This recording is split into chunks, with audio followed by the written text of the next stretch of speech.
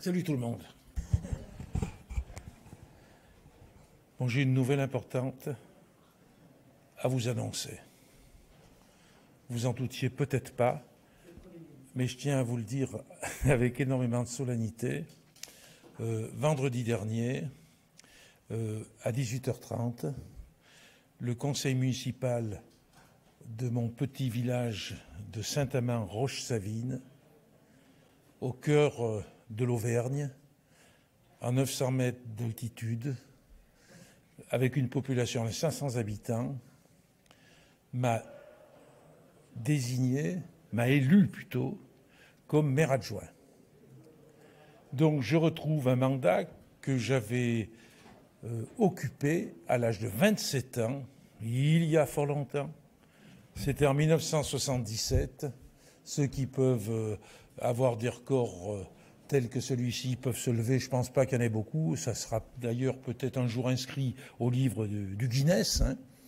Mais en tout cas, dans la mesure où j'ai été élu maire adjoint avec des fonctions précises dans mon conseil municipal de Saint-Amand-Roche-Savine, je disposais d'un mois pour abandonner mon mandat de député. Le lendemain même, j'ai envoyé une lettre recommandée à la présidente de l'Assemblée nationale pour lui dire que j'abandonnais mon mandat de député au 31 mars prochain, donc très bientôt, et qu'en application de la loi, c'est mon suppléant, M. Julien Brugerolles, qui me remplacera. Voilà l'information que je lui ai donnée. C'est la première. La seconde, c'est que la semaine dernière, nous avons discuté au sein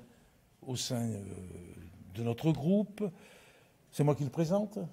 Ou c'est toi, peut-être, Emeline ? Non, je le présente et puis après je vous donnerai la parole. D'une part, premier point, on s'est félicité sur le constat que l'on faisait, on s'est félicité de travailler en coprésidence. On a un groupe avec deux coprésidents, un président de groupe qui, certes, vis-à-vis de l'Assemblée, au regard du règlement de l'Assemblée, est en quelque sorte le président en titre, mais nous tenons à ce que ce soit un travail de coprésidence avec Emeline Kerbidi, avec laquelle je travaille vraiment en étroit partenariat depuis le renouvellement. C'est un choix que nous avons fait, qui est pour nous un très bon choix. Le groupe fonctionne bien de cette façon. Et le groupe a souhaité que je sois remplacé comme coprésident de groupe par Stéphane Peu, que je vous présente là, qui est député de Seine-Saint-Denis. Et je vais donc leur laisser la parole. Et en tout cas, je leur souhaite bonne chance. Je leur souhaite bonne chance parce que je sais que ça fonctionnera bien. Ce qui est important pour moi, que ça soit au niveau de l'Assemblée et au niveau de la circonscription, c'était ce que j'appelle la transmission. C'est-à-dire, je déteste ce que d'aucuns portent, c'est la politique de la terre brûlée. On a travaillé ensemble et je préfère que ceux qui vont rester marchent vraiment sur une terre qui germe plutôt que sur des débris. Et je suis très optimiste sur l'avenir et très fier que cette transmission se fasse dans ces conditions. À vous. On va voir si vous êtes à la hauteur pour faire un point presque. J'en ai tellement tenu depuis 2012. Mais bonjour à toutes et à tous. Effectivement, ça fait quelque temps déjà avec André que j'exerce les fonctions de coprésidente. On avait décidé de mettre en place ce fonctionnement pour tenir compte de la spécificité de notre groupe qui, à 17, est composé à peu près par moitié de députés communistes et de députés ultramarins. On s'était réunis au sein de ce groupe pour la plupart déjà depuis 2022, estimant que nous partagions, au-delà de nos étiquettes politiques, des valeurs communes et des préoccupations qui nous permettaient vraiment de former former ce groupe à l'Assemblée nationale. Il était important que l'on puisse continuer dans cette coprésidence et même si je regrette et je regretterai, je pense, encore longtemps le départ d'André, je suis ravie que Stéphane puisse exercer à mes côtés la coprésidence. On a fait le choix, après concertation au sein du groupe, de maintenir ce fonctionnement. Le règlement de l'Assemblée ne reconnaît pas officiellement la coprésidence, mais dans notre fonctionnement, dans le partage et dans notre façon de travailler, ça fonctionne extrêmement bien. Et peut-être qu'un jour, l'Assemblée reconnaîtra la coprésidence paritaire, puisque la parité n'est pas encore réelle au sein de notre Assemblée. On l'aura fait bien en avance au sein du groupe GDR et peut-être qu'on s'en rappellera qu'on aura été des précurseurs. Et je vous laisse la parole à Stéphane. Oui, bonjour. Il se trouve que l'année où André était élu maire adjoint à Saint-Amand-Roche-Savine, cette année-là, moi, j'adhérais au Parti communiste français. Donc, bon. Ah, t'es pas tout jeune, quand même. C'est pour te dire que je vais bientôt pouvoir prétendre à intégrer l'amicale des vétérans du Parti communiste. Bon, ça, c'est pour la petite histoire. Dire très simplement que de toute façon, tout le monde est bien conscient que le départ d'André Chassaigne, c'est un événement pour notre Assemblée nationale, pour le Parlement. Je crois que tout le monde peut en témoigner et que tout le monde sera unanime pour reconnaître l'importance dans la vie parlementaire du départ d'André, qui incarnait à la perfection le parlementaire engagé, et que bien évidemment, c'est aussi un événement pour la gauche, pour le Parti communiste. Et donc, moi, je n'ai pas la prétention, ce serait vraiment hors de propos, je n'ai pas du tout la prétention de remplacer André. Je vais juste essayer... Il faut que tu prennes du poids d'abord. D'abord, oui. Alors bon, on peut faire... on avait déjà fait un parallèle avec Hubert Villefranc, on peut le faire avec moi... d'Astérix et Obélix, mais il me manque la moustache, ouais.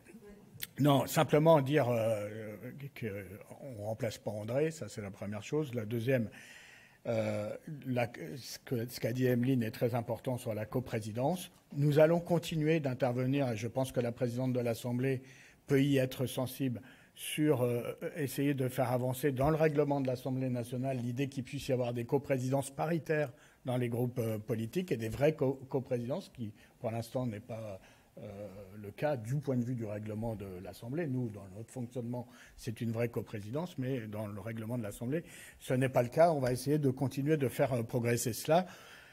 Bien sûr, on a un groupe extrêmement divers, ça a été dit, avec une composante communiste et une composante ultramarine principalement. Que cette diversité doit être à tout prix préservée en respectant la parole des uns et des autres, les approches des uns et des autres qui sont extrêmement diverses, et que cette diversité est une richesse qu'il faut à tout prix préserver, que nous sommes aussi une des composantes du nouveau Front populaire et que l'unité du nouveau Front populaire, qui est parfois difficile et malmenée, doit aussi essayer de résister à l'épreuve du temps et à l'épreuve du débat politique. Bon, ça, c'est un autre sujet, mais on essaiera avec Emeline, en tout cas, d'être un groupe utile. Dire d'ailleurs que ce n'est pas par hasard si André Chassaigne a été désigné par l'ensemble des groupes du nouveau Front populaire pour être le candidat à la présidence de l'Assemblée. C'était à la fois, enfin essentiellement d'ailleurs, lié à sa personnalité, mais c'était aussi lié, je crois, au rôle un peu charnière qu'a notre groupe dans cette composante et dans cette coalition.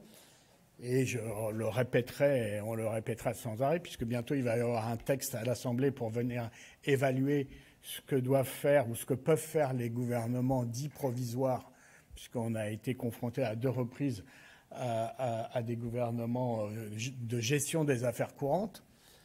Enfin, je rappelle que si André a raté la présidence de l'Assemblée nationale à 13 voix, en rassemblant bien au-delà des rangs du nouveau Front populaire, c'est aussi parce qu'il y avait 17 ministres démissionnaires qui cumulaient leur fonction de ministre avec leur fonction de député, qui, à cette occasion, ont voté et ont permis de faire la bascule. Donc ça reste quand même, pour nous, un très beau résultat d'André, mais un déni de démocratie néanmoins. Voilà ce que moi je pouvais... Non, tu aurais pu faire mieux. Tu aurais dû être élu président si on avait respecté la séparation des pouvoirs entre l'exécutif et le législatif. Merci. Ouais. Il y a une chose que j'ai oublié de dire. Après, on va passer au sujet du jour. En fait, je ne sais pas si vous en êtes rendu compte, c'est le prêtre de ma paroisse, d'ailleurs, qui me l'a dit dimanche soir. Il m'a dit, en fait, André, tu appliques le droit canon. J'ai dit, c'est quoi le droit canon? Eh bien, il me dit que dans le droit canon, le curé, qui est en charge d'une paroisse, doit prendre sa retraite à 75 ans. Donc, les 75 ans approchent, puis ça sera le 2 juillet. Donc, le communiste que je suis, en référence peut-être à Don Camillo, en quittant l'Assemblée, applique le droit canon. Reconnaissez quand même, c'est assez admirable, et j'espère que ça m'évitera de passer trop de temps au purgatoire. Alors, sur l'actualité, peut-être. Ça, c'est pas sûr.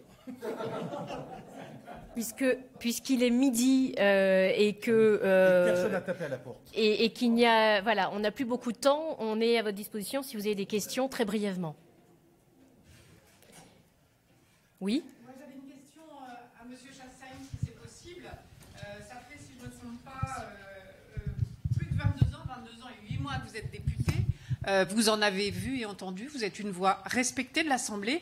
Est-ce que vous avez un message politique à transmettre à l'ensemble de vos collègues à l'heure où vous passez la main?